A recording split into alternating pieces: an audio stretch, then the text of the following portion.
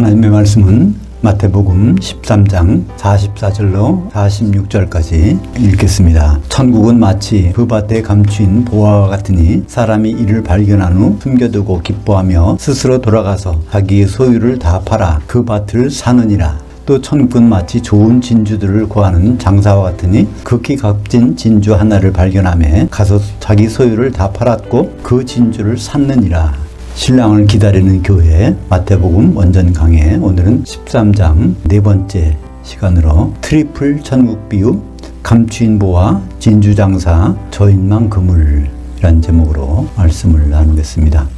마태복음에는 천국 비유가 10가지 나옵니다. 13장에 7가지, 20장에 하나, 22장에 하나, 25장에 열천의 비유 하나, 그래서 전부 10가지가 나오는데 13장에 7가지가 있습니다. 지금까지 4가지를 살펴봤죠. 처음에 땅에 씨 뿌리는 비유, 그래서 그 땅이 4종류의 땅이 나오죠. 돌짝밭, 길가, 또 가시떨기, 그 다음에 좋은 땅. 그래서 좋은 땅에 심겨지는 것이 100배, 60배, 30배 결실을 맞는다고 그러는데, 이것은 사람의 마음을 얘기하는 것이 아니라 교회를 얘기합니다. 그러니까 어떤 교회를 다니냐에 따라서 좋은 교회를 다녀야 결실이 난다는 거예요. 두 번째 비유는 곡식과 가라지 비유. 그래서 천국은 하나님 아버지가 통치하시는 이곳인데, 하늘들에 있는 것이죠. 거기에는 좋은 씨만 있는 것이 아니라, 좋은 씨만 심긴 것이 아니라 가라지도 심겨졌다고 하고 있습니다. 그러니까 마귀가 뿌리는 가라지. 그래서 처음에는 두 종류가 있다가 점점 가라지가 좋은 씨 위에 덧뿌려져 가지고 대부분이 가라지가 된다는 거예요. 그러니까 추수 때는 알곡은 곳간에, 가라지는 꺼지지 않는 불에 태우시는데, 그것을 바로 지옥이라고 그러죠. 그러니까 예수 믿는 분들이 전부가 천국에서 신앙생활 하고 있는데 끝에 가서는 결국 2가지로 갈라진다는 것입니다. 공중에 올라가서 예수님과 혼인하는 자리에 가는가 하면, 그렇지 못하고 가라지, 쭉정이가 돼가지고 지옥불에 던져진다는 것을 말씀하고 있죠. 그 다음에 지난 시간에는 2가지 비유를 봤습니다. 겨자씨 비유하고 누룩 비유. 겨자씨가 채소밭에 심겨졌는데 갑자기 이게 나무가 돼버리니까 채소밭이 어떻게 되겠습니까? 전부가 그늘져서 다 죽어버렸어요. 그것이 천국이라는 겁니다. 그러니까 천국은 교만한 사람들이 나타나서 신앙 가진 사람들을 다 방해한다는 거예요. 잘못되면 잘하지 못하고 죽어버린다는 것입니다. 그러니까 얼마나 교회가 위험한 데라는 것을 말씀하고 있어요. 그럼 교회가 좋은 데 같죠? 근데 좋은 데야 되는데 사실은 굉장히 위험하다는 거예요. 왜 위험할까요? 거기는 하나님 천사만 있는 것이 아니라 마귀도 교회에 들어와서 우리 신앙을 방해하기 때문에 그것을 인내로서 견뎌내는 것이 우리 신앙입니다. 그리고 누룩 비유가 있었습니다. 가루 섬 안에 거기다가 여자가 몰래 집어넣어서 부풀게 한, 그러니까 누룩이 들어갔다는 것은, 성경에서는 누룩은 세상적인 영향력, 세상의 즐거움입니다. 누룩이 들어간 것은 참 먹기가 편해요. 누룩이 안 들어가면 딱딱해. 그러니까 하나님 말씀은 누룩이 전혀 없는 거예요. 그러니까 하나님 말씀은 굉장히 딱딱해 보이지만 거기 속에 생명이 있다는 것입니다. 하나님 나라는 점점 커지는 것이 아니라 더 이렇게 더 고르고 해서 다 재련돼 갖고 완전 깨끗한 사람들만이 이제 모여서 예수님과 혼인하는 것이라고 천국 비유를 살펴봤습니다. 오늘은 이제 3가지 비유가 나오는데요. 감추인 보화, 진주 장사, 저인망 그물. 이 감추인 보화 부분을 볼까요?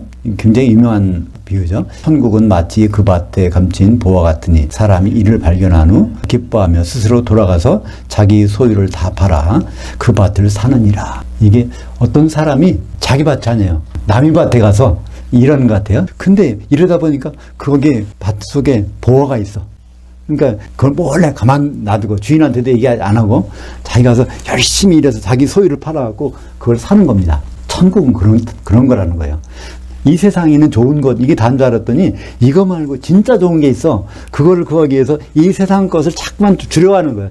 재산들을 조금씩 팔아가지고 이걸 팔아서 바로 좋은 것을, 그 밭을 사는 겁니다. 그 밭에는 정말 진짜 보물이 있으니까 그것이 바로 천국 생활이라는 겁니다. 예수 그리스도 그분이 볼품 없는 것 같아요. 그러니까 십자가에서 2000년 전에 달려 죽으신 분이야. 그게 아니라 그걸 살펴보니까 그분이 왜 십자가에서 피 흘려 죽으셨나? 바로 교회를 마련하러 하셨대. 바로 그분이 다시 오셔서 교회와 결혼하신데 그 사실을 알고 그 밭을 사는 겁니다. 자기의 소유를 다 바로 자기 시간과 물질과 모든 것을 점점 버리면서 그것을 확대하는 거예요. 한마디로 교회 생활을 통해서 나중에 그리스도의 신부가 되는 그 부분을 삶을 하는 것이 감추인 보화의 비밀입니다. 이것은 현재형이에요. 가서 팔아서 자기 소유를 팔아서 현재 파는 거예요. 그 밭을 사느니라. 팔면서 사는 거예요. 자기 것이 원래 갖고 있는 것이 점점 없어져. 그 다음에 예수 그리스도 안에서 있는 것이 점점 많아져. 계속 자기 거 옛날 거는 다 버리면서 완전히 세상에서 깡통 차는 거예요. 세상에서는 거지가 되는데 사실은 그리스도 안에서는 큰 보화를 갖고 있는 거죠. 그러니까 예수님 오셨을 때 그 일을 생각하면서 그 믿음을 지켜가는 것. 천국은 그런 곳이라는 것입니다. 천국은 앞으로 가는 것이 아니라 하나님 아버지께서 통치하는 이곳의 천국 생활이 그런 것이라는 것입니다. 그러니까 성경에 보면 천국과 천년왕국이 있습니다. 천국은 마귀가 같이 있는 것이 천국이에요.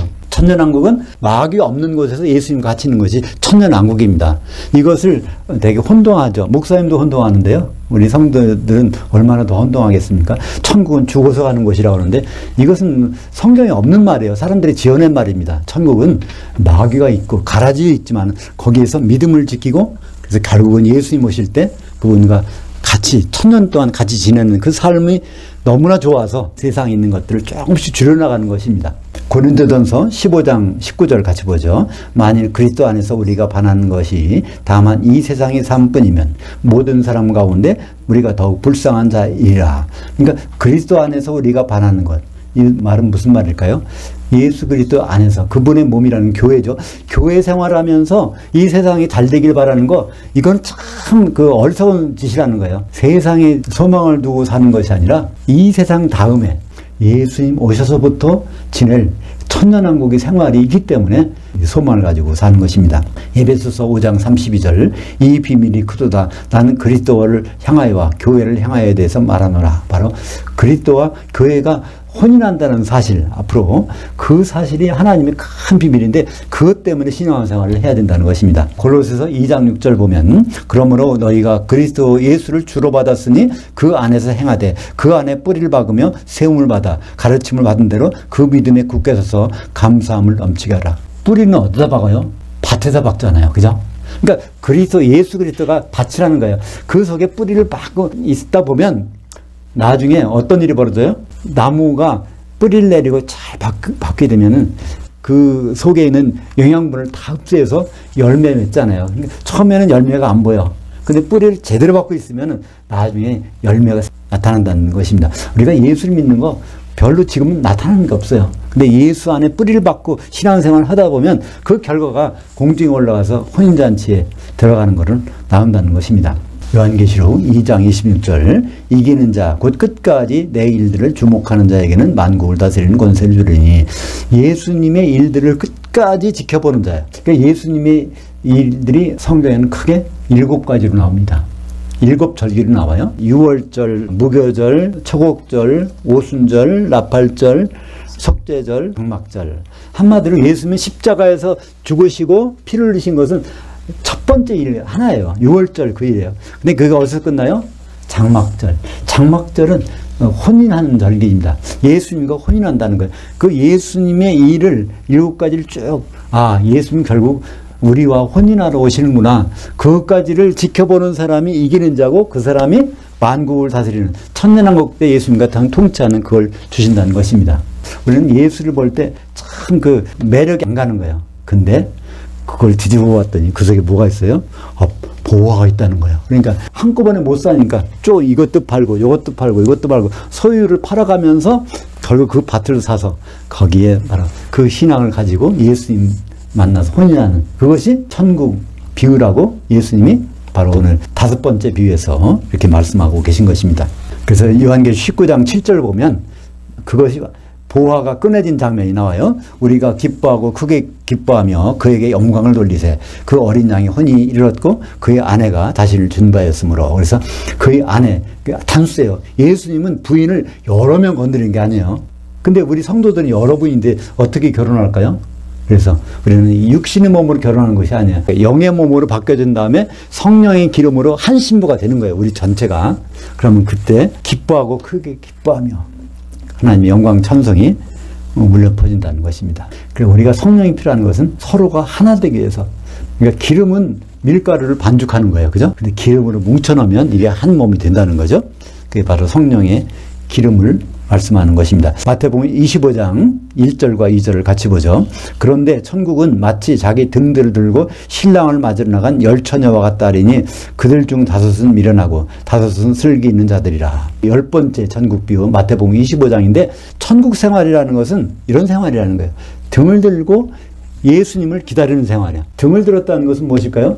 기름이 있어야 등을 들지 기름을 안 가지고 그냥 위에 심지만 불 붙이면 그건 며칠 못 갑니다. 몇 시간 못 가요. 바로 기름, 성령 충만한 상태에서 예수님을 기다리는 겁니다. 근데 끝까지 성령 충만한 상태가 돼야 되는데 시간이 지나니까 기름이 점점 소멸되었고 나중에 예수님 오실 때 되니까 다 꺼져버렸어. 그러면 예수님 만난 다음에 지옥으로 추방되죠. 그래서 끝까지 우리는 성령 충만한 상태에서 만약에 여러분이 죽으시더라도 한 가지만 꼭 하셔야 돼요. 기름을 가지고 죽으셔야 돼요. 기름을 가지고 죽는다는 얘기는 어느 분과 신앙생활을 하고 있는가. 여기 미련한 5처녀, 슬기로운 5처녀. 그 차이점은 간단해요. 슬기로운 5처녀들은요. 성령의 기름이 있는 사람들과 같이 있는 거예요. 같이 교제하는 거예요. 같이 신앙생활하는 거예요. 그러다 죽으면은 그러면 혼인만찬이 들어가요. 근데 이 기름이 떨어진 사람들은 전부가 그 중에서 다 기름이 소멸돼 버리네. 그 사람들은 낭패당하는 것입니다. 그러니까 우리가 하루를 살더라도 우리가 누구와 같이 교제하고 있는가, 그것이 바로 기름을 준비하는 비결입니다. 마태복음 18장 20절에 예수님이 말씀하셨어요. 2-3 사람이 내 이름을 향하여 있는 곳에는 내가 거기에 함께 있겠다. 근데 예수님이 그 이름으로 성령을 보내주셨으니까 적어도 2 사람이 성령 충만한 사람만 있으면 안심해요. 하나님은 슬기로운 5처녀를 보시기 때문에. 근데 그렇게 형성이 안 되면은 예수님 오셨을 때 낭패 당하는 것입니다. 그래서 마태복음 25장 8절 미련한 자들이 슬기 있는 자들에게 이르되 우리 등불이 꺼져가니 너희 기름을 좀 나눠달라 하거늘. 예수님 만나서 이때 기름을 준비하려고 하면요 기회가 없어진다는 것입니다. 마태복음 25장 10절 신랑이 온다는 것은 예수님이 재림해서 공중에 오므로 기름을 준비했던 자들은 함께 혼인 만찬에 들어가고. 고린도후서 11장 2절 보겠습니다. 내가 너희를 정결한 한 처녀로 한 남편 그리스도께 드리려고 중매했음이로다. 우리가 예수님과 어떤 관계라는 걸 우리는 알아야 돼요. 근데 많은 분들이 고린도후서 11장 2절이 성경에 있는데 이것을 기억했다는 거예요. 여기에 중매됐다는 거예요. 사도를 통해서 우리는 다 예수님과 정원이 된 상태예요. 어떻게 정원돼요? 한 처녀, 한 아내로 우리는 돼야 돼. 한 아내로 되는 데는 뭐가 필요할까요? 성령의 기름이 필요한 거예요. 에베소서 4장 3절 너희는 평안의 맨줄로 성령이 하나 되게 하신 것을 힘써 지키라. 신랑이 있는데 부인이 여러 명이 있어 보세요. 그럼 서로 질투하고 싸우고 막 난리 날 거잖아요. 그런 게 아니라는 겁니다. 예수님은 한 아내만을 취하신데 한 아내 속에 들어가려면 반드시 성령의 기름이 있어야 된다는 것을 말씀하고 있습니다. 데살로니가전서 5장 9절 너희는 성령을 소멸하지 말라. 이 얘기는 뭘까요? 성령은 소멸될 수 있다는 거예요. 우리가 신앙생활하고 있을 동안에 빛을 발하고 있을 동안에는 기름이 끊임없이 줄어듭니다. 줄어든 만큼 채워줘야 돼요. 어떻게 채울까요? 2-3 사람이 예수 이름으로 교제하는 곳에는 성령이 채워지니까 그런 곳에 있어야 됩니다. 그 다음 비유를 보겠습니다. 진주 비유인데요. 45절 천국은 마치 좋은 진주들을 구하는 장사 같으니 극히 값진 진주 하나를 발견하며 가서 자기의 소유를 다 팔았고 그 진주를 샀느니라. 이것은 감추인보화하고 다른 게 뭐죠? 감추인보화는 자기 소유를 조금씩 팔아가면서 그 밭을 사는 거야. 근데 진주 장사 비유는 뭘까요? 이거는 다 팔았어. 그 다음에 이걸 샀어요. 일이 끝난 거야. 일이 끝난 거. 누가 이런 일을 끝냈을까요? 바로 예수님이 자기 아내를 삼을 그 교회를 십자가에서 피를 위해서 살렸다는 겁니다. 예수님이 이미 일을 끝냈어. 예수님이 준비할 필요도 없어. 그런 말씀이죠. 그래서 그 진주 하나, 아주 귀한 진주라는 것은 바로 교회를 가리킵니다. 교회를 사셨어요. 그럼 우리가 교회는 그분을 맞을 준비를 해야 되겠죠. 마태복음 16장 18절에 너는 베드로라 내가 이 반석 위에 내 교회를 세우리니 음부의 문들이 교회의 것을 이기지 못하리라. 예수님이 이 세상에 오셔서 목표가 하나 있어. 그게 바로 마태복음 16장 18절 내 교회를 세우리니 거예요. 예수님이 교회는 어디에 세워요? 반석 위에. 근데 베드로는요 반석 한 쪼가리야. 반석 한 쪼가리는 거기다 건물을 세울 수 없단 말이에요. 사도들이 12명이 모여야 거기에서 교회가 세워진다는 거예요. 그러니까 우리는 어떻게 해야 교회가 될 수 있을까요? 12사도의 말을 다 들어야 돼. 신약성경, 마태복음부터 요한계시록까지를 살펴봐야 예수님의 신부로, 교회로 준비가 될 수 있다는 것입니다. 그것이 예수님의 법칙이잖아요. 내 교회를 세우겠다는 거예요. 예수님 교회를 세우겠다는 것입니다. 예수님 그 진주장사가 다 자기 걸 팔아가고 산 것이 요한복음 19장 30절. 예수께서 신포도주를 받으시며 이르시되 다 이루어졌다 하시고 머리를 숙이니 그 영이 떠나가시니라. 그 십자가에 달려서 마지막에 하신 거예요. 다 이루어졌다. 내가 피를 흘렸으니까 이 피를 힘입은 그 성도들이 이제는 나와 결혼하기 위해서 하나가 되겠지? 그 일이 다 이루어졌다는 것입니다. 사도행전 20장 28절. 여러분은 자기를 위하여 또는 온 양떼를 위하여 섬가라. 성령이 그들 가운데 여러분을 감독들로 삼고 그 하나님이 자기 피로 사신 교회를 보살피게 하셨느니라. 여기에 분명히 되어 있죠. 그 하나님, 예수님입니다. 예수님이 자기 피로 사신 교회. 많은 분들은 그래요. 예수님이 피 흘려서 나 죄 사해 주셨어. 나 구원받았어. 할렐루야. 그러고 끝나버립니다. 그건 어느 학교에 입학하고 나서 난 끝났다 그러면 졸업장이 안 나오지 않습니까? 이건 시작이에요. 예수님이 피를 통해서 우리가 구원받은 그 사실을 통해서 하나님 자녀가 됐으면 다른 하나님의 자녀들과 성령으로 하나 돼야 예수님 오실 때 혼인할 수 있지. 그냥 기름이 다 말라버려가지고 그래서 쫓겨나면 안 되지 않습니까? 그래서 예수님은 이긴 자예요. 우리는 이기는 자, 우리는 계속 이기는 자고, 예수님은 요한계시록 5장 5절 유대지파의 그 사자 다윗의 뿌리가 이겼으니 그가 두루마리와 그 일곱인들을 떼시리라. 요한계시록의 그 두루마리 책을 뗄 수 있는 자격은 바로 예수님이 떼시는데 그분은 이기셨기 때문에 떼실 자격이 있는 것입니다. 요한계시록 6장 2절 이에 내가 보니 흰 말이 있는데 그 탄자가 활을 가졌고 면류관이 수여되어 있고 그가 나아가서 이기면서 이기려고 하더라. 요한계시록 6장 2절의 백마탄자, 흰말탄자를 많은 분들은 적그리스도라고 그래요. 근데 그건 맞지 않습니다. 예수님이 이기셨고 또 이기려고 해요. 부활 승리를 하셨고 마지막에 그리스도 심판대에서 이기시는 장면이 나오지 않습니까? 요한계시록 19장 11절 또 내가 그 하늘에 열린 것을 보니 보라 백마와 그것을 탄 자가 있으니 그 이름은 믿음과 진리라. 그가 의로 심판하며 싸우더라. 그 하늘에 그 군대들이 희고 깨끗한 세마포옷을 입고 백마들을 타고 그를 하나 되어 따르더라. 예수님이 이제 그리스도의 심판대 심판으로 오실 때는 누가 같이 따라와요? 사도들 12사도가 같이 따라온다는 거예요. 네, 오늘 세 번째 비유입니다. 첫 번째 비유는 감추인 보화, 두 번째 비유는 값진 진주를 산 상인, 세 번째 비유는 저인망 그물. 저인망 그물 아시죠? 그물은 크게 두 종류가 있어요.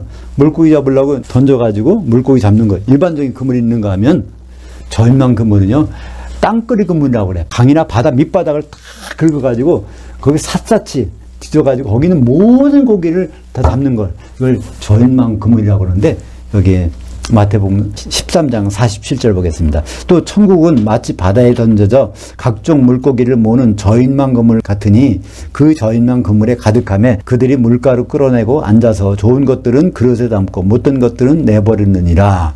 그러니까 천국 생활하는 사람, 교회 생활하는 사람들을 다 모은다는 거예요. 다 모아서 어디로 데리고 갈까요? 물 바깥으로. 바로 공중으로 이끌어가서 공중에 가서 좋은 것과 나쁜 것을 구분한다는 것입니다. 전 세계 모든 기독교인들을 공중에다 모아놓고 거기서 좋은 것과 나쁜 것을 골라내는 것. 슬기로운 다섯 처녀, 미련한 다섯 처녀, 그 양, 염소를 골라낸다는 것입니다. 그게 바로 천국 생활 우리가 하는 이유라는 거예요. 우리 천국 생활은 그냥 아버지 하나님 고맙습니다, 감사합니다 이것만 하고 끝나는 게 아닙니다. 거기서 아버지 하나님이 뭘 원하실까? 아, 예수님이 결혼하는 것을 원하신대. 그럼 예수님이 누구와 결혼하실까? 아, 성도들이 성령으로 하나 되면 결혼하신대. 그러면 아버지 하나님을 그분의 뜻을 받들고 싶다면은 우리가 결혼 준비를 해야 되는 거예요. 49절 보겠습니다. 이 시대 끝에도 그러하니라. 이 시대는 어떤 시대일까요? 아버지 하나님이 통치하는 시대가 있는데 이 시대는 끝이 있다는 것입니다. 아버지 하나님이 통치하는 시대가 끝나면 어떤 시대가 올까요? 아들 하나님 예수 그리스도가 공중에서 통치하는 시대가 오는 것입니다. 그래서 이 시대 끝이 바로 추수때고요.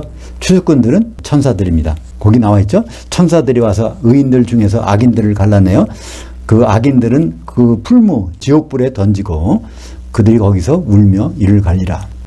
마태복음 13장 39절 가라지를 뿌리는 원수는 마귀요 추수 때는 시대의 끝이요 추수꾼들은 천사들이니 그런즉 가라지를 거두어 불에 사르는 것 같이 이 시대의 끝에도 그러하리라. 그러니까 천국 아버지가 통치하는 시대는 반드시 심판이 있어요. 예수 믿는다고 심판 없는 게 아닙니다. 예수 믿는 사람들 심판이 있어요. 왜 그럴까요? 예수 믿는 사람 모두가 다 공중으로 올라가게 돼 있어. 거기서 심판이 이루어지기 때문에 그렇습니다. 마태복음 19장 28절 세상이 새롭게 되어 인자가 자기 영광의 보좌에 앉을 때 나를 따랐던 너희도 12보좌에 앉아 이스라엘 12지파를 심판하리라. 그러니까 나를 따랐던 너희 12사도예요.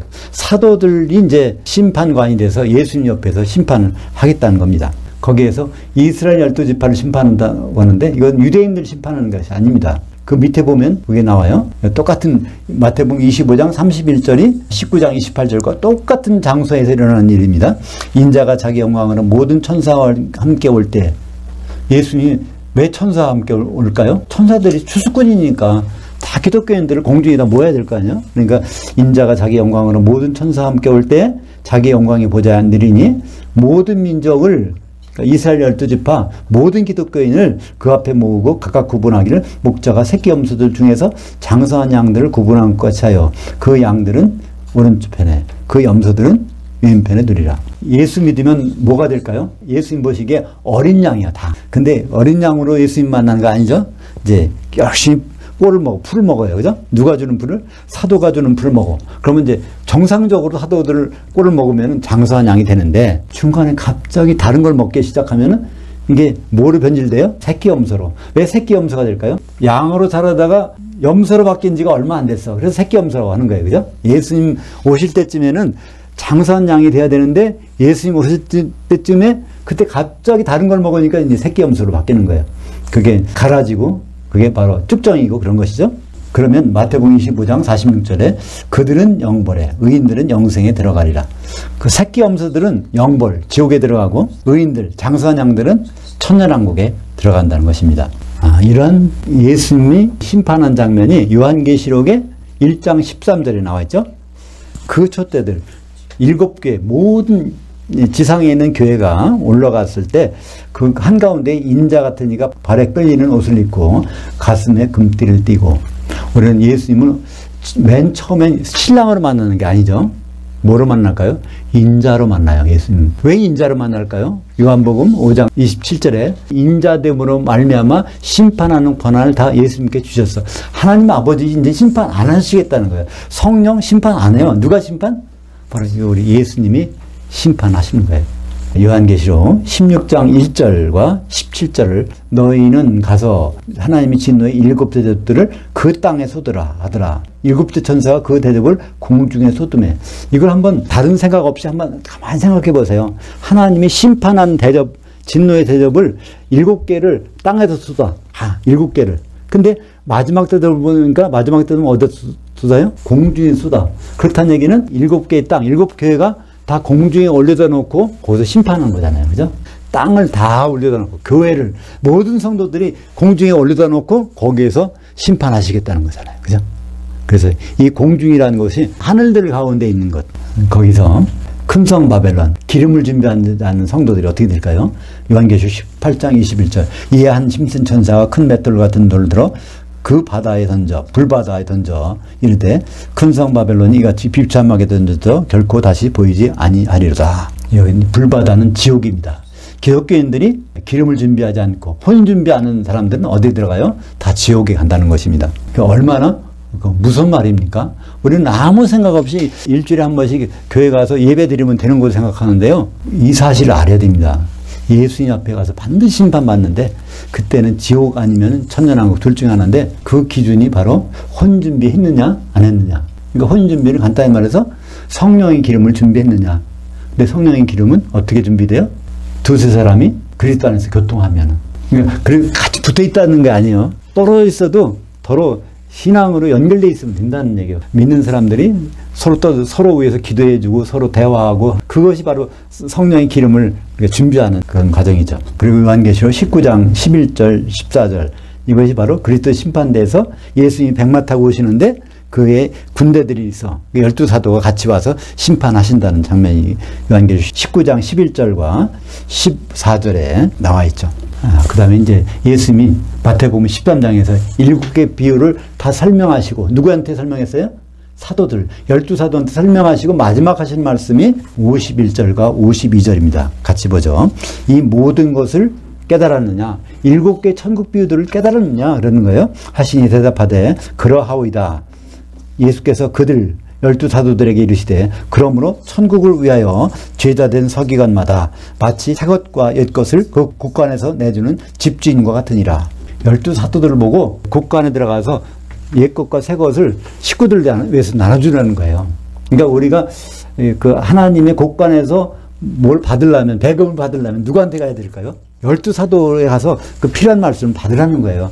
바로 신약성경 마태복음부터 요한계시록까지가 이게 하나님이 여기 있는 양식을 가끔 나눠줬는데 그거를 제대로 받아 먹어야 장성한 양이 되고 성령이 충만해서 혼인잔치에 들어간다는 것입니다.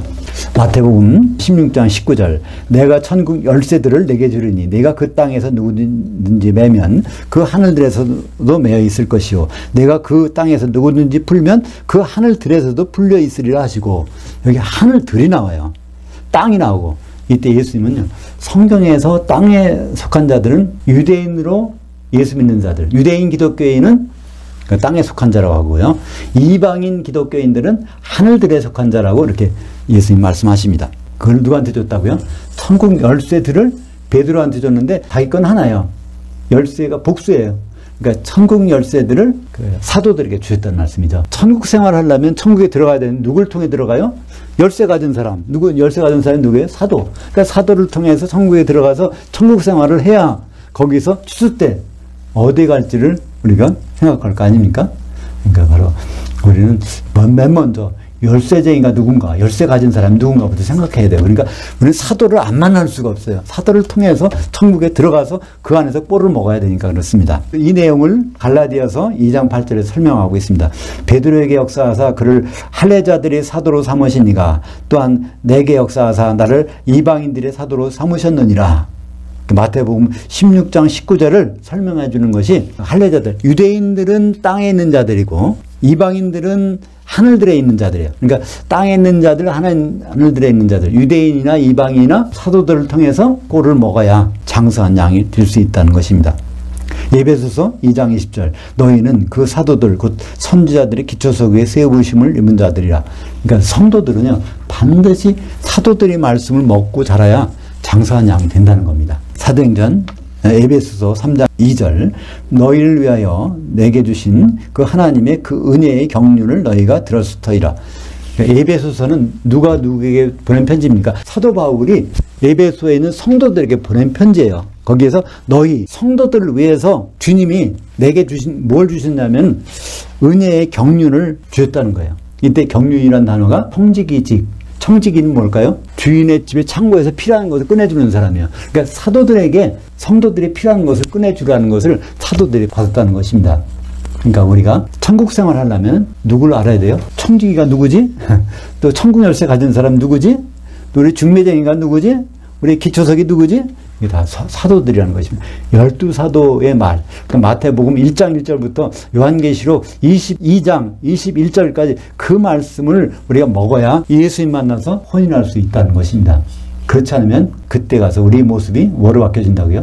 새끼 염소로 바뀌어지거나 미련한 5천원으로 바뀌어지거나 간단합니다. 오늘 마태복음 13장 천국 비유에서 우리가 하나님 아버지 통치를 받아야 되는데 여기서 가장 중요한 것은 사도들의 말씀을 제대로 먹어야 된다는 것을 알 수 있었습니다. 기도하겠습니다. 하나님 아버지 감사합니다. 우리의 소유를 팔아 그리스도라는 밭을 사서 그 밭에 감추어진 보화를 소유하게 인도해 주시고 또 진주 장사 되신 주님께서 값진 진주 교회를 사셨사오니 교회를 통해서 주님을 만나는 기회를 갖게 하시며 저인만 그물로 기독교인들을 다 모아서 공중에 올라가서 심판하실 텐데 그때 좋은 것으로 평가될 수 있도록 인도하여 주시옵소서. 또 하나님의 청지기인 사도들에게 가서 하나님의 창고에서 필요한 것을 받아 쓸 수 있도록 인도하여 주시옵소서.